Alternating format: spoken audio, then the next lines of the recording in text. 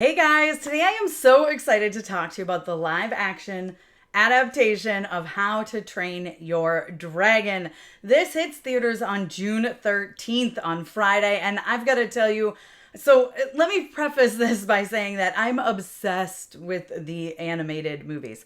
I think it is a perfect trilogy. I like literal no notes. I revisit them at least once a year. They mean a lot to me and they mean a lot to my family. So going into the live action adaptation, to say I was a little bit nervous and very cautiously optimistic is an understatement. Now, obviously, based off of the trailers that we've gotten, I saw they're really doing it justice. They were doing a great job with Toothless, a great job with the look and feel of the film, but were they going to deliver with a full movie?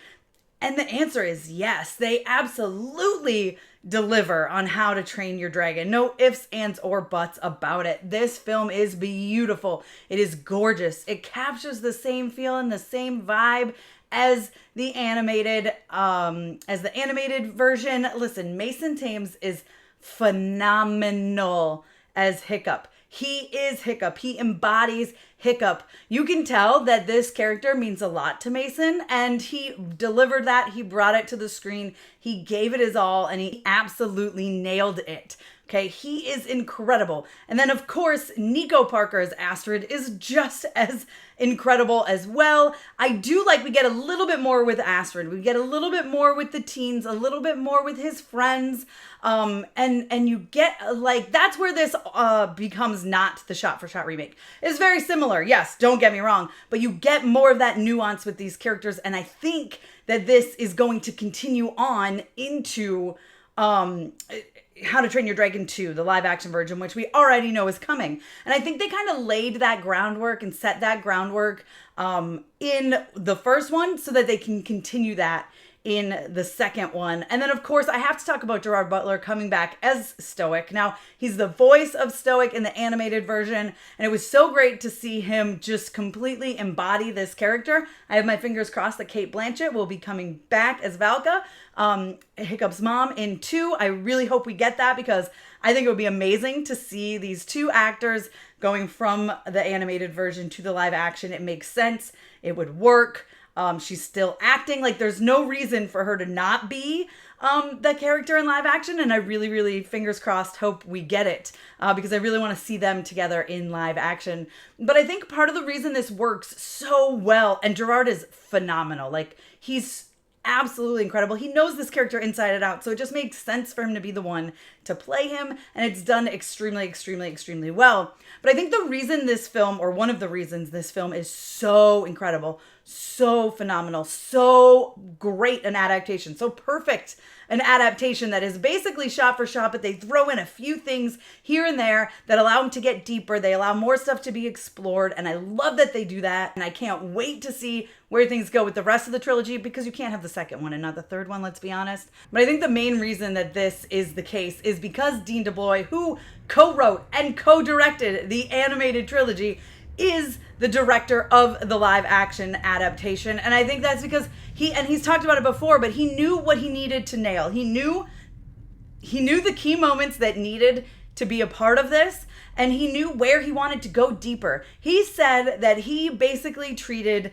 the animated version as like it was the final test screening, and they had a little bit more budget and a little bit more time to nuance out what they wanted, and then they were able to do it, right? So, and I think that's a brilliant take on it. It is, like I said, very, very similar. Of course, we have the same composer. Like, it's just a beautiful movie. I'm not gonna lie, from the very first moment we saw Toothless on, I cried. I sobbed the whole time. I'm an absolute baby. Like, it has those themes. It hits hard. And even though you know what's going to happen, it still hits hard. It still sucks you in. It still has you in this moment. And it's beautiful. It's gorgeous to look at. The dragons all look incredible. The other dragons besides Toothless kind of do have that cartoony look to them, or more realistic look to them, I should say. And then Toothless does kind of stick to the cartoony look, but it works. The expressions on his face are just to know that this is not a real dragon there is bananas to me, because I would 100% think that that is a real dragon, that they found a dragon that could act, a night fury, and they brought him in and they trained him, and he's a real animal because he looks incredible. And the connection is there with Hiccup. Like, the connection is there with Astrid. He's goofy, he's funny, he's silly, but he's like strong when he needs to be. He's there for Hiccup. He's there for his friend. And it's beautiful to see. The connection between the two of them is amazing. Like I said, I love Nico Parker as Astrid. And then the connection between Nico and Mason is phenomenal. I mean, you guys have seen it through the press tour. Just their friendship is great. Their chemistry is great. So they're so amazing on screen. And if you missed it, I do have interviews up with a lot of the cast here. So be sure to check that out. There's a lot to love about the live action adaptation of How to Train Your Dragon. I'm obsessed. I can't wait to watch it again. As soon as it ended, I was like, I can't wait to watch that movie again. It is perfect. It's perfect. I literally have no notes.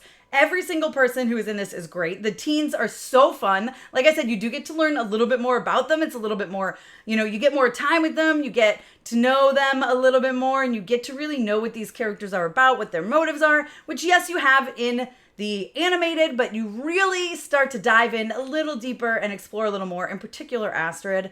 And so I'm very much looking forward to seeing that. Like I said, those relationships, friendships, all of that stuff continue on in the second movie, which we know is coming. We know they're filming it. Like, I can't wait. I love this trilogy so much, and I was so nervous. And I think part of the reason I started to cry when I saw Toothless for the first time is because that's when I realized, like, oh, they are doing this justice. They've done this right, and I could let go of all that nervousness and anxiety. And I think it all just came out of me, and it came out of me in tear form.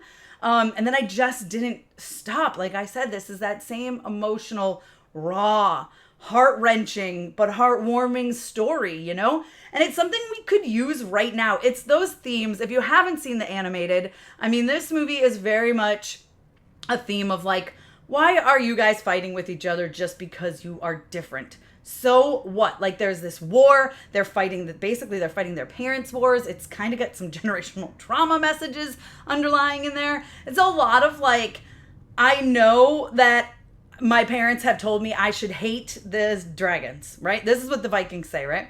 My parents have told me we should hate dragons. They kill us, so we should kill them. Well, it's a vicious cycle, isn't it? And they do talk about that in this. It is. Okay, now we're going to kill some of them. They're going to kill some of us. We're going to kill some of them. They're going to kill some of us. And it's just a vicious cycle. And someone has to have the bravery to stop that. And that's kind of what Hiccup wants to do. And it really is his relationship with Toothless, where he realizes that this is not right. And of course, it's kind of hard to be hiding a dragon. Like, we talk about that. There's a lot of that in here. But this is the first of 3. And it's so, if you love the animated versions, do not worry. They fully did this justice. Dean knows what he is doing. This cast knows what they are doing. They very clearly are invested. They very clearly love this story and these movies. And so they brought their A game, bringing them to the screen. They knew how important it was to bring them to the screen in this way, and they did, and they absolutely nailed it. And I want to real quick talk about Nick Frost as Gobber too, because he's so perfect in this. He's like the perfect casting choice, and he absolutely nails it, and I can't wait to explore more of him in the future. Like, it's not a setup, okay? It's not if you've seen the original, sure, it kind of sets up for the future, but it really doesn't. It tells a complete story. There's an arc that, there's highs and lows and plot points, and it's not like it ends on a cliffhanger. It ends, and it could be the very end, but we know it's not, and I can't wait to see the second live action adaptation. It's funny because I watched this going, I really want to, I think I told you guys, I already said when it ended, I was like, I really want to watch this again. I can't wait. But then at the same time, I'm like, man, I can't wait to go back and watch the animated version as well. Because I would love to see them side by side. I know they're very, very similar, but there are some changes as well. And I think that was Dean, adding in a few elements that he wanted to add in and didn't have the time or budget or whatever with the animated version. So I'm very happy that we got those. And, I could go on and on and on and on. Clearly I'm rambling. I love this movie so much. There's so much that I love about it.